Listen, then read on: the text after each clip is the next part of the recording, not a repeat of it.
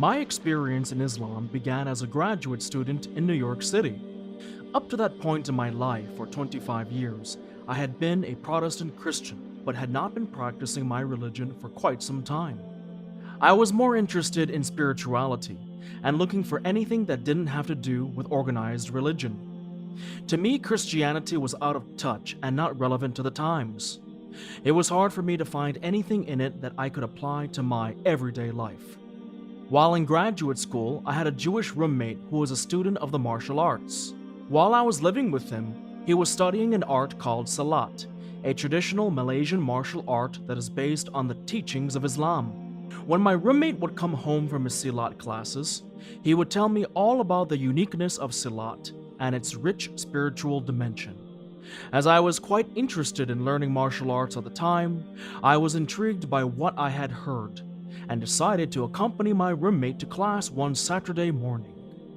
Although I did not realize that at the time, my experience in Islam was beginning that morning at my first Salat class in New York City.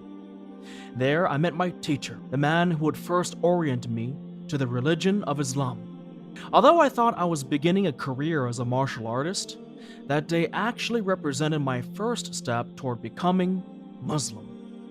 From the very beginning, I was intrigued by Salat and Islam and began spending as much time as possible with my teacher. As my roommate and I were equally passionate about Salat, we would go to my teacher's house and soak up as much knowledge as we could from him.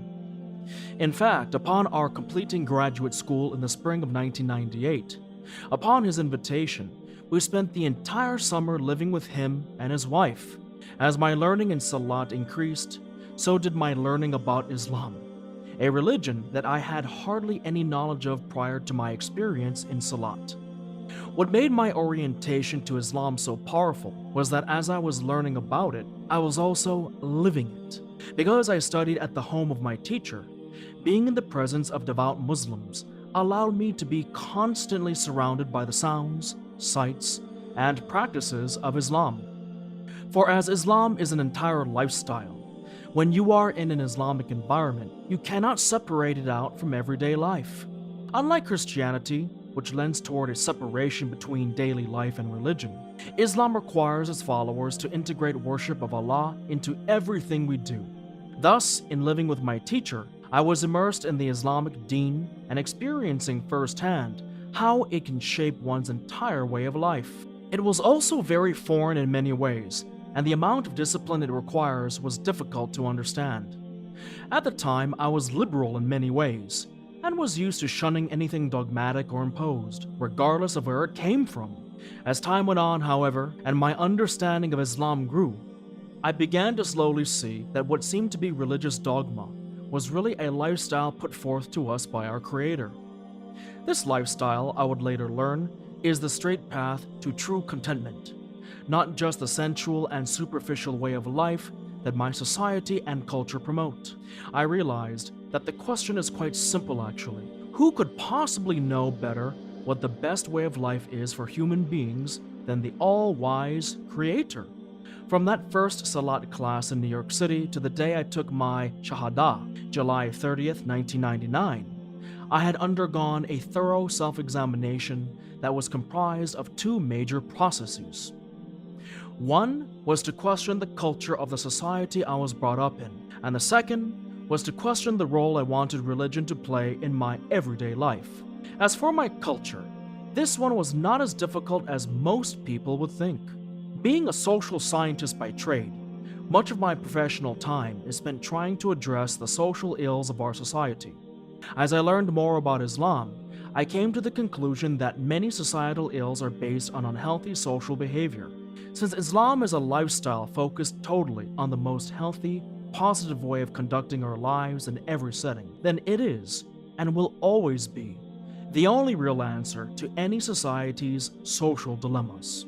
With this realization, not only did I decide that Islam was relevant to my everyday life, but I began to understand why it is so different from other religions. Only Islam provides knowledge and guidance for every aspect of life. Only Islam provides a way to achieve health and happiness in every dimension of life: physical, spiritual, mental, financial, etc. Only Islam provides us with a clear life goal and purpose. And only Islam shows us the proper way to live in and contribute to a community. Islam is what everyone needs and what so many who have not found it yet are searching for. It is the path to purpose, meaning, health, and happiness. This is because it is the straight path to the source of truth and real power, Allah. It was only until I actually became Muslim that I realized just how encompassing the Islamic lifestyle is. Literally everything we do has one underlying purpose: to remember Allah.